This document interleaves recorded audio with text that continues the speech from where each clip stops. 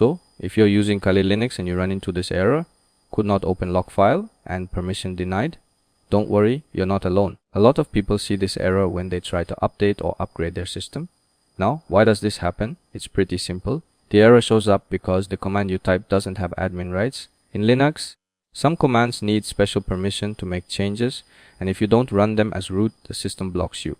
That's why you're seeing the log file error. So how do you fix it? Super easy. Just add sudo at the beginning of your command, like this, and the same for upgrade, and now it will ask you for your password. Type it in and everything works perfectly. You can also run both together like this, and that's it. No more log file error.